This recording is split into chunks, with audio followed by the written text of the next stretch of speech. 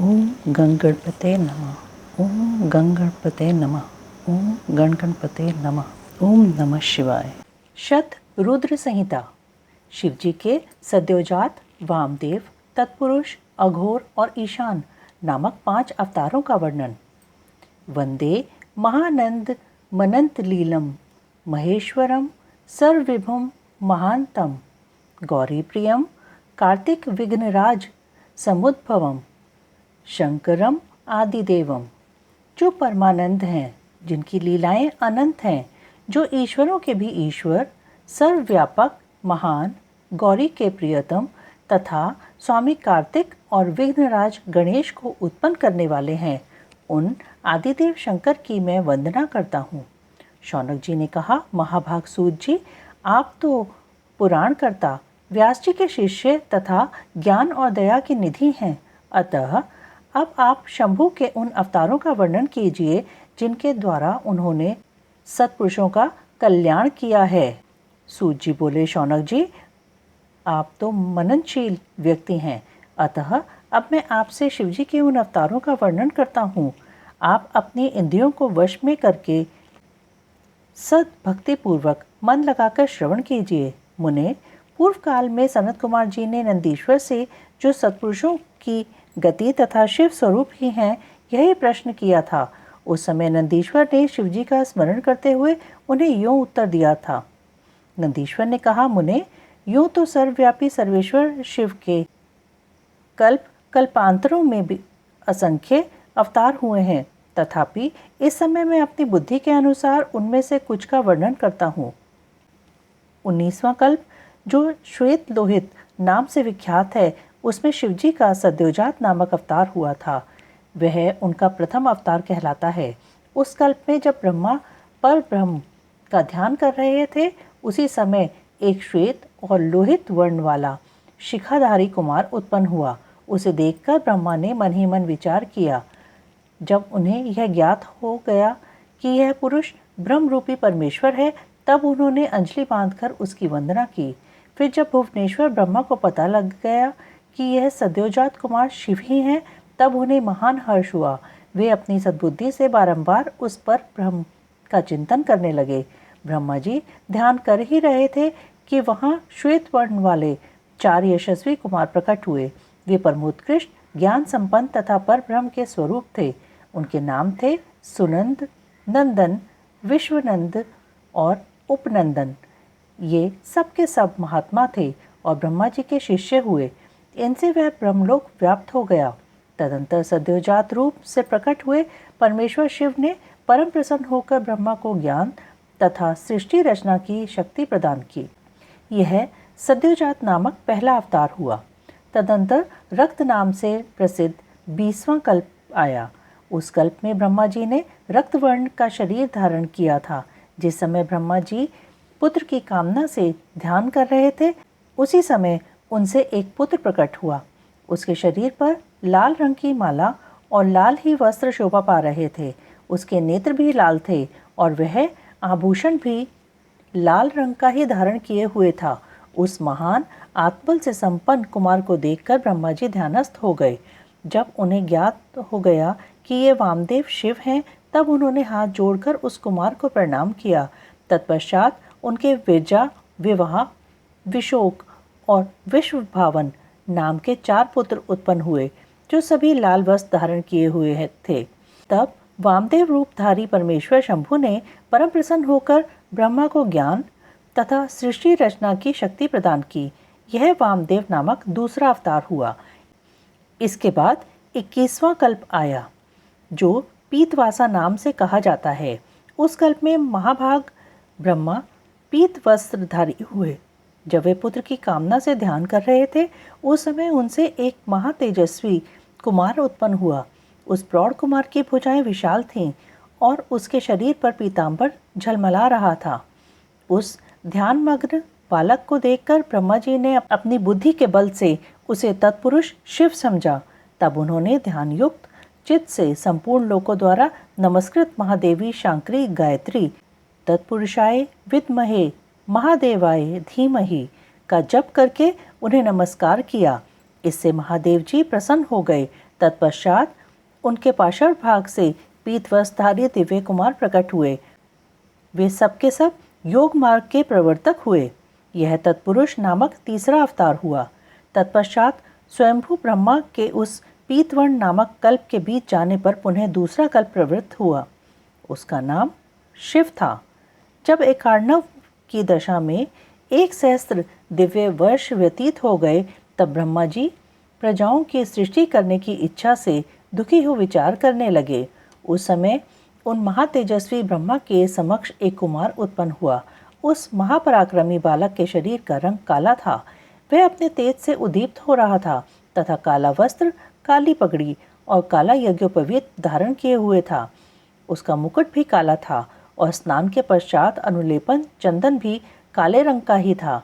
उन भयंकर पराक्रमी महामनस्वी देव देवेश्वर अलौकिक कृष्ण पिंगल वर्ण वाले अघोर को देखकर ब्रह्मा जी ने उनकी वंदना की। तत्पश्चात ब्रह्मा जी उन भक्तवत्सल अविनाशी अघोर को ब्रह्म रूप समझकर इष्ट वचनों द्वारा उनकी स्तुति करने लगे। तब उनके पार्श्व भाग से कृष्ण वर्ण वाले तथा काले रंग का अनुलेपन धारण किए हुए 4 महामनस्वी कुमार उत्पन्न हुए। वे सबके सब परम तेजस्वी, अव्यक्त नामा तथा शिव सरीखे रूप वाले थे। उनके नाम थे कृष्ण, कृष्णशिख, कृष्णास्य और कृष्णकंठ दृक। इस प्रकार उत्पन्न होकर इन महात्माओं ने ब्रह्मा जी की सृष्टि रचना के निमित्त महान अद्भुत घोर नामक योग का प्रचार किया। यह अघोर नामक चौथा अवतार हुआ। मुनीश्वरों, तदंतर ब्रह्मा का दूसरा कल्प प्रारंभ हुआ। वह परम अद्भुत था और विश्वरूप नाम से विख्यात था। उस कल्प में जब ब्रह्मा जी पुत्र की कामना से मन ही मन शिव जी का ध्यान कर रहे थे, उसी समय महान सिंहनाद करने वाली विश्वरूपा सरस्वती प्रकट हुई तथा उसी प्रकार परमेश्वर भगवान ईशान प्रादुर्भूत हुए, जिनका वर्ण शुद्ध स्फटिक के समान उज्जवल था और जो समस्त आभूषणों से विभूषित थे। उन अजन्मा, सर्वव्यापी, सर्व अंतर्यामी, सब कुछ प्रदान करने वाले, सर्वस्वरूप, सुंदर रूप वाले तथा अरूप ईशान को देखकर ब्रह्मा जी ने उन्हें प्रणाम किया। तब शक्ति सहित विभु ईशान ने भी ब्रह्मा को सन्मार्ग का उपदेश देकर 4 सुंदर बालकों की कल्पना की। उन उत्पन्न हुए शिशुओं का नाम था जटी, मुंडी, शिखंडी और अर्धमुंड। वे योगानुसार सद्धर्म का पालन करके योग गति को प्राप्त हो गए। यह ईशान नामक 5वां अवतार हुआ। सर्वज्ञ सनत कुमार जी, इस प्रकार मैंने जगत की हित कामना के सद्योजात आदि अवतारों का प्राकट्य संक्षेप से वर्णन किया। उनका वह सारा लोक हितकारी व्यवहार यथा तथ्य रूप से ब्रह्मांड में वर्तमान है। महेश्वर की ईशान, पुरुष, घोर, वामदेव और ब्रह्म ये 5 मूर्तियां विशेष रूप से प्रसिद्ध हैं। इनमें ईशान, जो शिव स्वरूप तथा सबसे बड़ा है, पहला कहा जाता है। वह साक्षात प्रकृति के भोक्ता क्षेत्रज्ञ में निवास करता है। शिव जी का दूसरा स्वरूप तत्पुरुष नाम से ख्यात है। वह गुणों के आश्रय रूप तथा भोग्य सर्वज्ञ में अधिष्ठित है। पिनाकधारी शिव का जो अघोर नामक तीसरा स्वरूप है, वह धर्म के लिए अंगों सहित बुद्धि तत्व का विस्तार करके अंदर विराजमान रहता है। वामदेव नाम वाला शंकर का चौथा स्वरूप अहंकार का अधिष्ठान है। वह सदा अनेकों प्रकार का कार्य करता रहता है।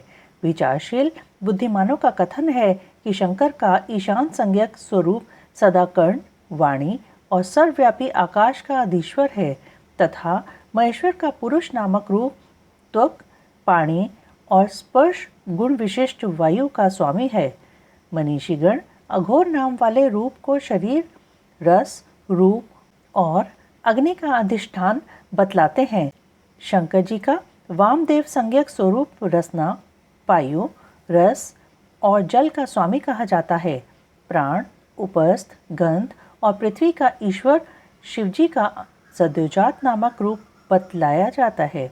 कल्याणकामी मनुष्यों को शंकर जी के इन स्वरूपों की सदा प्रयत्नपूर्वक वंदना करनी चाहिए, क्योंकि ये श्रेय प्राप्ति में एकमात्र हेतु हैं। जो मनुष्य इन सद्योजात आदि अवतारों के प्राकाट्य को पढ़ता अथवा सुनता है, वह जगत में समस्त काम्य भोगों का उपभोग करके अंत में परम गति को प्राप्त होता है। जी की अष्टमूर्तियों का तथा अर्धनारी नर रूप का सविस्तर वर्णन। नंदीश्वर जी कहते हैं, ऐश्वर्यशाली मुने, अब तुम महेश्वर के उन श्रेष्ठ अवतारों का वर्णन श्रवण करो जो लोक में सबके संपूर्ण कार्यों को पूर्ण करने वाले अतएव सुखदाता हैं। तात, यह जगत उन परमेश्वर शंभु की 8 मूर्तियों का स्वरूप ही है। जैसे सूत में मणियां पिरोई रहती हैं, उसी तरह यह विश्व उन अष्ट मूर्तियों में व्याप्त होकर स्थित है। विप्रसिद्ध 8 मूर्तियां ये हैं: शर्व, भव, रुद्र, उग्र, भीम, पशुपति, ईशान और महादेव। शिवजी के इन शर्व आदि अष्ट मूर्तियों द्वारा पृथ्वी, जल, अग्नि, वायु, आकाश, क्षेत्रज्ञ, सूर्य और चंद्रमा अधिष्ठित हैं। शास्त्र का ऐसा निश्चय है कि कल्याणकर्ता महेश्वर का विश्वंभरात्मक रूप ही चराचर विश्व को धारण किए हुए है। परमात्मा शिव का सलीलात्मक रूप, जो समस्त जगत को जीवन प्रदान करने वाला है, भव नाम से कहा जाता है, जो जगत के बाहर भीतर वर्तमान है और स्वयं ही विश्व का भरण पोषण करता तथा सपंदित होता है। उग्र रूपधारी प्रभु के उस रूप को सत्पुरुष उग्र कहते हैं। महादेव का जो सबको अवकाश देने वाला सर्वव्यापी आकाशात्मक रूप है, उसे भीम कहते हैं। वह भूत वृंद का भेदक है। जो रूप समस्त आत्माओं का अधिष्ठान, संपूर्ण क्षेत्रों में निवास करने वाला और जीवों के भव पाश का छेदक है, उसे पशुपति का रूप समझना चाहिए। महेश्वर का संपूर्ण जगत को प्रकाशित करने वाला जो सूर्य नामक रूप है, उसे ईशान कहते हैं। वह धूलोक में भ्रमण करता है। अमृतमयी रश्मियों वाला जो चंद्रमा संपूर्ण विश्व को आह्लादित करता है, शिव का वह रूप महादेव नाम से पुकारा जाता है। आत्मा परमात्मा शिव का 8वां रूप है। यह मूर्ति अन्य मूर्तियों की व्यापिका है, इसलिए सारा विश्व शिवमय है। जिस प्रकार वृक्ष के मूल को सींचने से उसकी शाखाएं पुष्पित हो जाती हैं, उसी तरह शिव का पूजन करने से शिव स्वरूप विश्व परिपुष्ट होता है। जैसे इस लोक में पुत्र पौत्र आदि को प्रसन्न देखकर पिता हर्षित होता है, उसी तरह विश्व को भली भांति हर्षित देखकर शंकर को आनंद मिलता है। इसलिए यदि कोई किसी भी देहधारी को कष्ट देता है, तो निसंदेह मानो उसने अष्टमूर्ति शिव का ही अनिष्ट किया है। सनत कुमार जी, इस प्रकार भगवान शिव अपनी अष्टमूर्तियों द्वारा समस्त विश्व को अधिष्ठित करके विराजमान हैं। अतः तुम पूर्ण भक्ति भाव से उन परम कारण रुद्र का भजन करो। प्रिय सनत कुमार जी, अब तुम शिव के अनुपम अर्धनारी नर रूप का वर्णन सुनो। महाप्राज्ञ, वह रूप ब्रह्मा की कामनाओं को पूर्ण करने वाला है। सृष्टि के आदि में जब सृष्टिकर्ता ब्रह्मा द्वारा रची हुई सारी प्रजाएं विस्तार को नहीं प्राप्त हुई, तब ब्रह्मा उस दुख से दुखी हो चिंताकुल हो गए। उसी समय यूं आकाशवाणी हुई, ब्रह्मन, अब मैथुनी सृष्टि की रचना करो। उस व्योम वाणी को सुनकर ब्रह्मा ने मैथुनी सृष्टि उत्पन्न करने का विचार किया, परंतु इससे पहले नारियों का कुल ईशान से प्रकट ही नहीं हुआ था। इसलिए पद्मयोनि ब्रह्मा मैथुनी सृष्टि रचने में समर्थ न हो सके। तब वे यूं विचार कर कि शंभु की कृपा के बिना मैथुनी प्रजा उत्पन्न नहीं हो सकती, तप करने को उद्यत हुए। उस समय ब्रह्मा पराशक्ति शिवा सहित परमेश्वर शिव का प्रेम पूर्वक हृदय में ध्यान करके घोर तप करने लगे। तदंतर तपोनुष्ठान में लगे हुए ब्रह्मा के उस तीव्र तप से थोड़े ही समय में शिवजी प्रसन्न हो गए।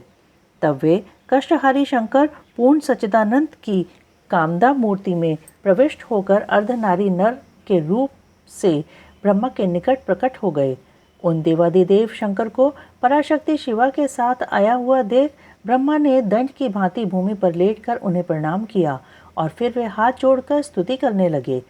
तब विश्वकर्ता देवादिदेव महादेव महेश्वर परम प्रसन्न होकर ब्रह्मा से मेघ की सी गंभीर वाणी में बोले। ईश्वर ने कहा, महाभाग वत्स, मेरे प्यारे पुत्र पितामह, मुझे तुम्हारा सारा मनोरथ पूर्णतया ज्ञात हो गया है। तुमने जो इस समय प्रजाओं की वृद्धि के लिए घोर तप किया है, तुम्हारे उस तप से मैं प्रसन्न हो गया हूँ और तुम्हें तुम्हारा अभीष्ट प्रदान करूँगा। यूँ स्वभाव से ही मधुर तथा परम उदार वचन कहकर शिवजी ने अपने शरीर के अर्धभाग से शिवा देवी को पृथक कर दिया। तब शिव से पृथक होकर प्रकट हुई उन परमा शक्ति को देखकर ब्रह्मा विनम्र भाव से प्रणाम करके उनसे प्रार्थना करने लगे।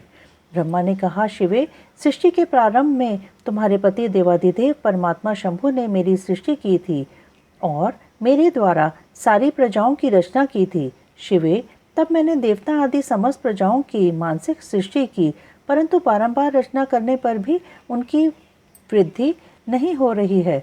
अतः अब मैं स्त्री पुरुष के समागम से उत्पन्न होने वाली सृष्टि का निर्माण करके अपनी सारी प्रजाओं की वृद्धि करना चाहता हूँ, किंतु अभी तक तुमसे अक्षय नारीकुल का प्राकट्य नहीं हुआ है। इस कारण नारीकुल की सृष्टि करना मेरी शक्ति के बाहर है, क्योंकि सारी शक्तियों का उद्गम स्थान तुम ही हो। इसलिए मैं तुम अखिलेश्वरी परमा शक्ति से प्रार्थना करता हूँ। शिवे, मैं तुम्हें नमस्कार करता हूँ। तुम मुझे नारीकुल की सृष्टि करने के लिए शक्ति प्रदान करो, क्योंकि शिवप्रिय, इसी को तुम चराचर जगत की उत्पत्ति का कारण समझो। वरदेवेश्वरी, मैं तुमसे एक और वर की याचना करता हूँ। जगन्माता, कृपा करके उसे भी मुझे दीजिए। मैं तुम्हारे चरणों में नमस्कार करता हूँ।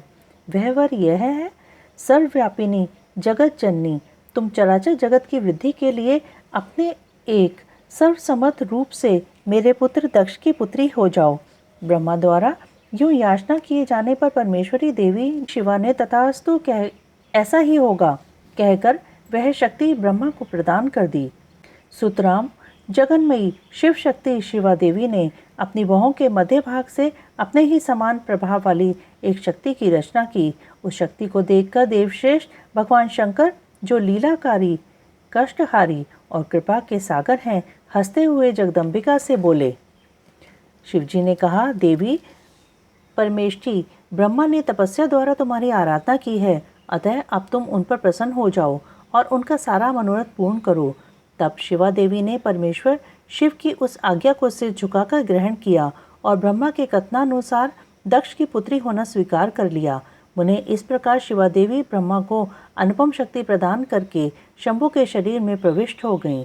तत्पश्चात भगवान शंकर भी तुरंत ही अंतर्ध्यान हो गए। तभी से इस लोक में स्त्री भाग की कल्पना हुई और मैथुनी सृष्टि चल पड़ी। इससे ब्रह्मा को महान आनंद प्राप्त हुआ। तात, इस प्रकार मैंने तुमसे शिवजी के महान अनुपम अर्धनारी नरार्ध रूप का वर्णन कर दिया। यह सत्पुरुषों के लिए मंगलदायक है। वराहकल्प में होने वाले शिवजी के प्रथम अवतार से लेकर नवम ऋषभ अवतार तक का वर्णन। नंदीश्वर जी कहते हैं, सर्वज्ञ सनत कुमार जी, एक बार रुद्र ने हर्षित होकर ब्रह्मा जी से शंकर के चरित्र का प्रेम पूर्वक वर्णन किया था। वह चरित्र सदा परम सुखदायक है, उसे तुम श्रवण करो। वह चरित्र इस प्रकार है। शिवजी ने कहा था, ब्रह्मन, वराहकल्प के 7वें मनवंतर में संपूर्ण लोगों को प्रकाशित करने वाले भगवान कल्पेश्वर, जो तुम्हारे प्रपौत्र हैं, वे वस्वत मनु के पुत्र होंगे। तब उस मनवंतर की चतुर्युगियों के किसी द्वापर युग में मैं लोगों पर अनुग्रह करने तथा ब्राह्मणों का हित करने के लिए प्रकट होऊंगा।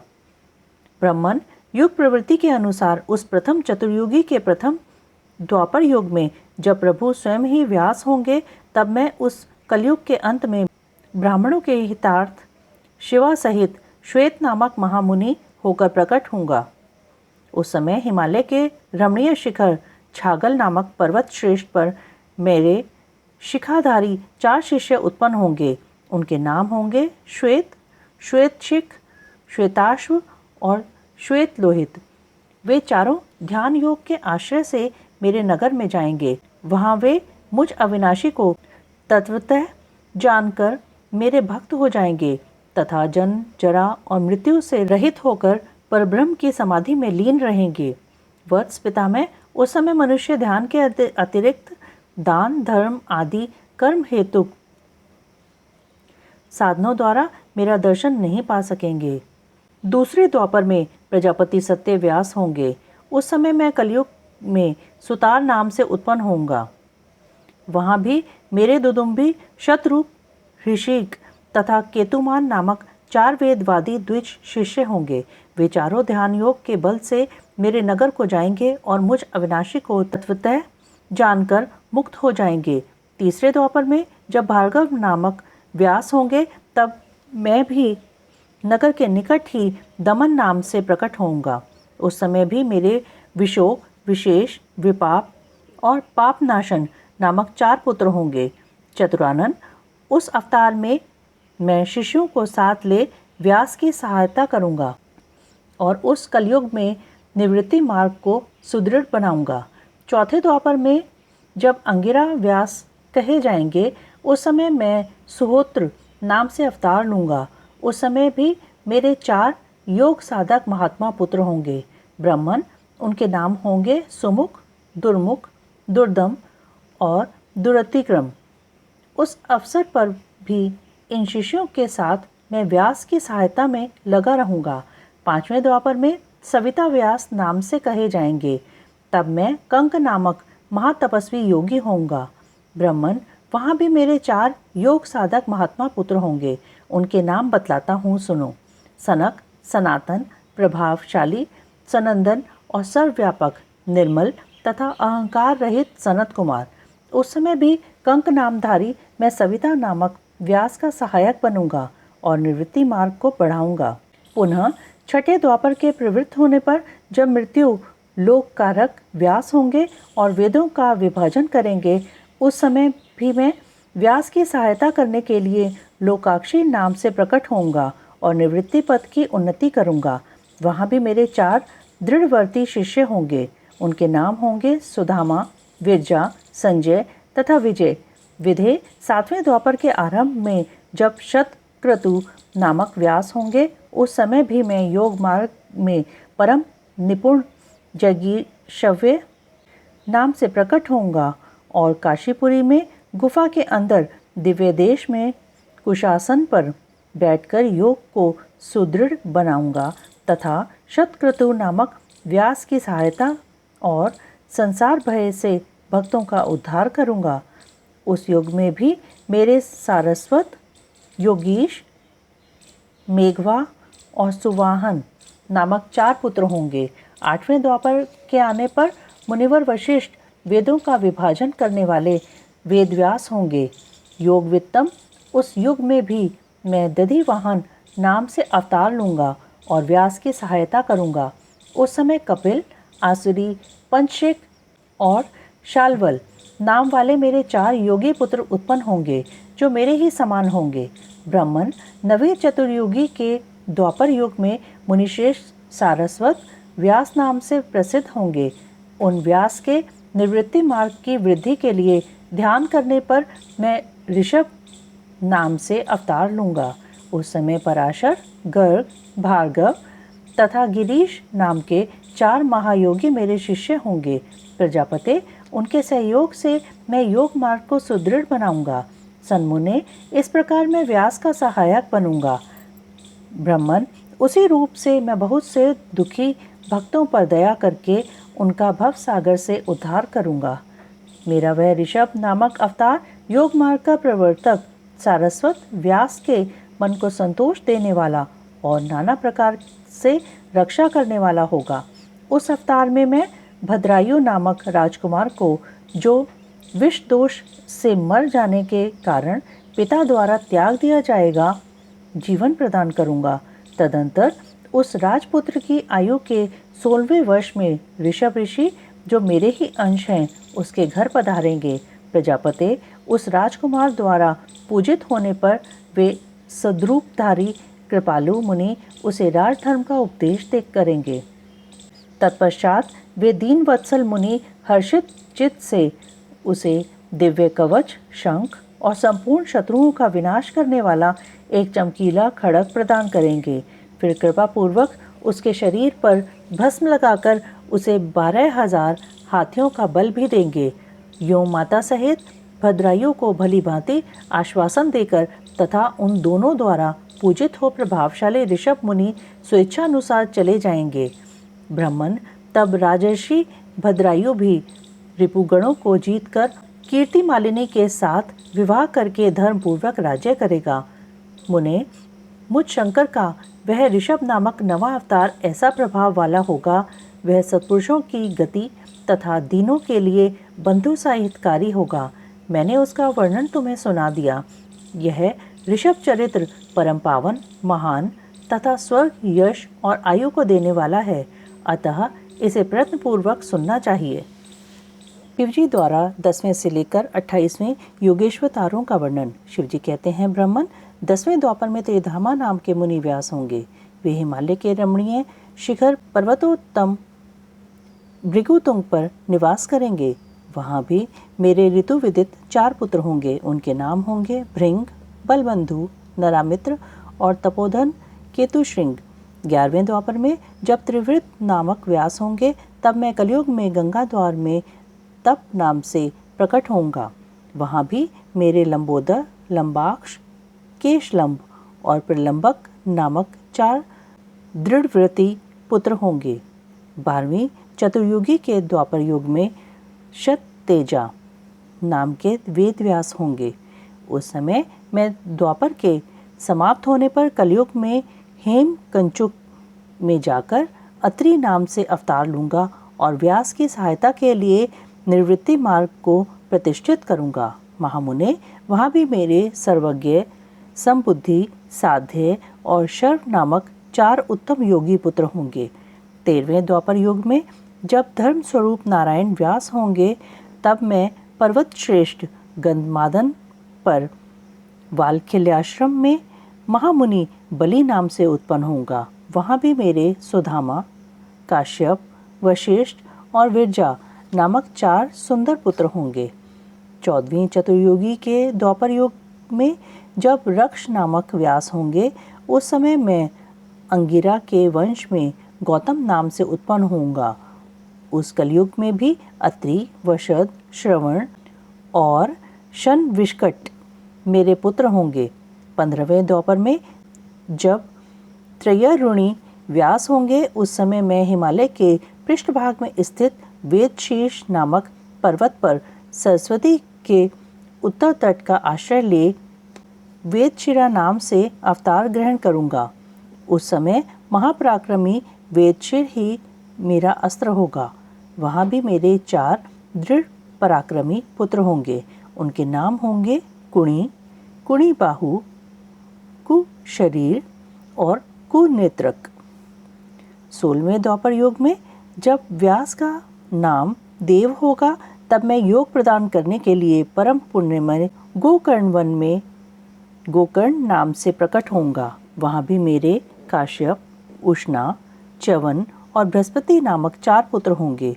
वे जल के समान निर्मल और योगी होंगे तथा उसी मार्ग के आश्रय से शिवलोक को प्राप्त हो जाएंगे। 17वीं चतुर्युगी के द्वापर युग में देव कृतंजय व्यास होंगे। उस समय मैं हिमालय के अत्यंत ऊंचे एवं रमणीय शिखर महालय पर्वत पर गुहावासी नाम से अवतार धारण करूंगा, क्योंकि हिमालय शिव क्षेत्र कहलाता है। वहीं उतथ्य, वामदेव, महायोग और महाबल नाम के मेरे पुत्र भी होंगे।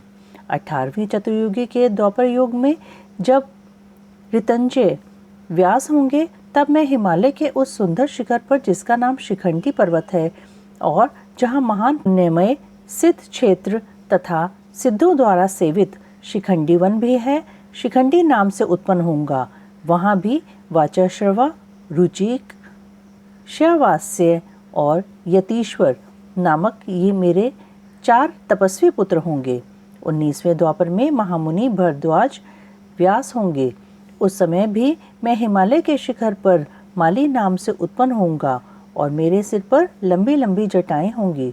वहाँ भी मेरे सागर के से गंभीर स्वभाव वाले हिरण्यनामा, कौसल्य, लोकाक्षी और प्रधिमी नामक पुत्र होंगे। 20वीं चतुर्युगी के द्वापर में होने वाले व्यास का नाम गौतम होगा।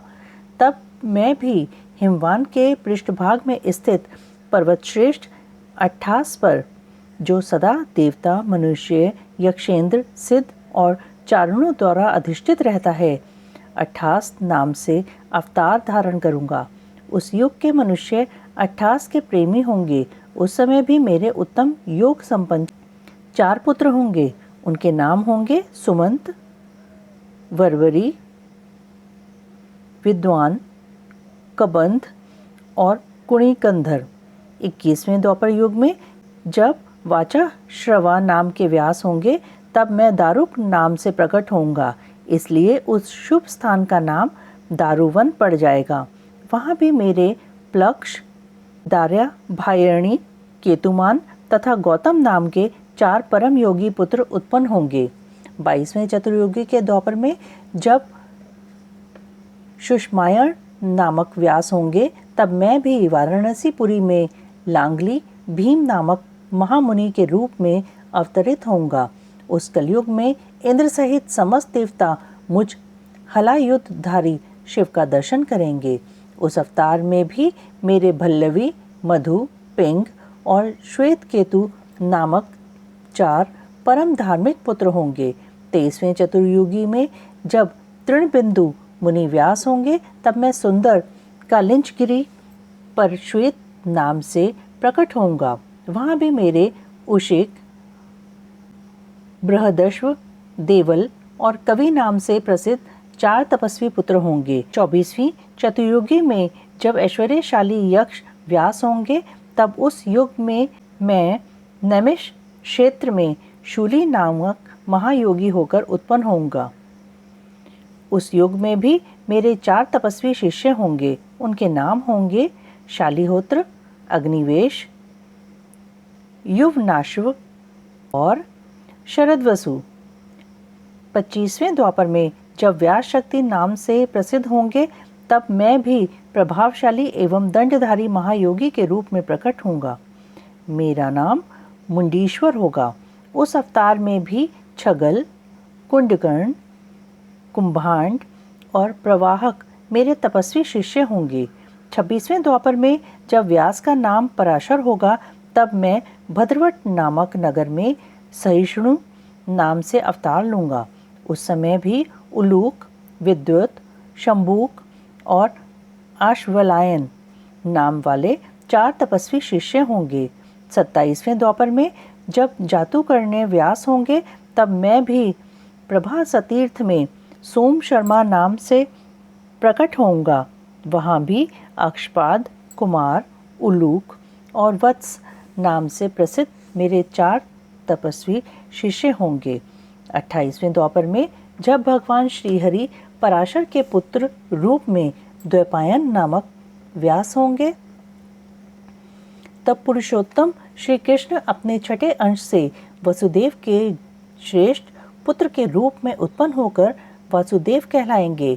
उसी समय योगात्मा मैं भी लोगों को आश्चर्य में डालने के लिए योग माया के प्रभाव से ब्रह्मचारी का शरीर धारण करके प्रकट होऊंगा। फिर शमशान भूमि में मृतक रूप से पड़े हुए अविच्छिन्न शरीर को देखकर मैं ब्राह्मणों के हित साधन के लिए योग माया के आश्रय से उसमें घुस जाऊंगा और फिर तुम्हारे तथा विष्णु के साथ मेरुगिरी की पुण्यमयी दिव्य गुहा में प्रवेश करूंगा। ब्राह्मण, वहाँ मेरा नाम लकुली होगा। इस प्रकार मेरा यह कायावतार उत्कृष्ट सिद्ध क्षेत्र कहलाएगा और यह जब तक पृथ्वी कायम रहेगी तब तक लोक में परम विख्यात रहेगा। उस अवतार में भी मेरे 4 तपस्वी शिष्य होंगे। उनके नाम कुशिक, गर्ग, मित्र और पौरुष्य होंगे। वे वेदों के पारगामी, उधर्वरेता ब्राह्मण योगी होंगे और माहेश्वर योग को प्राप्त करके शिवलोक को चले जाएंगे। उत्तम व्रत का पालन करने वाले मुनियों, इस प्रकार परमात्मा शिव ने वैवस्वत मनवंतर के सभी चतुर्युगियों के योगेश्वतारों का सम्यक रूप से वर्णन किया था। विभो 28 व्यास क्रमशः एक एक करके प्रत्येक द्वापर में होंगे और योगेश्वर अवतार प्रत्येक कलयुग के प्रारंभ में प्रत्येक योगेश्वर अवतार के साथ उनके 4 अविनाशी शिष्य भी होंगे, जो महान शिव भक्त और योग मार्ग की वृद्धि करने वाले होंगे। इन पशुपति के शिष्यों के शरीरों पर भस्म रमी रहेगी, ललाट त्रिपुंड से सुशोभित रहेगा और रुद्राक्ष की माला ही इनका आभूषण होगी। ये सभी शिष्य धर्मपरायण, वेदांग के पारगामी, विद्वान और सदा बाहर भीतर से लिंगार्चन में तत्पर रहने वाले होंगे। ये शिवजी में भक्ति रखकर योग पूर्वक ध्यान में निष्ठा रखने वाले और जितेंद्रिय होंगे। विद्वानों ने इनकी संख्या 112 बतलाई है। इस प्रकार मैंने 28 युगों के क्रम से मनु से लेकर कृष्णावतार पर्यंत सभी अवतारों के लक्षणों का वर्णन कर लिया। जब श्रुति समूह का वेदांत के रूप में प्रयोग होगा, तब उस कल्प में कृष्ण द्वैपायन व्यास होंगे। यूं महेश्वर ने ब्रह्मा जी पर अनुग्रह करके योगेश्वर अवतारों का वर्णन किया और फिर वे देवेश्वर उनकी ओर दृष्टिपात करके वहीं अंतर्ध्यान हो गए। ओम नमः शिवाय, ओम नमः शिवाय, ओम नमः शिवाय।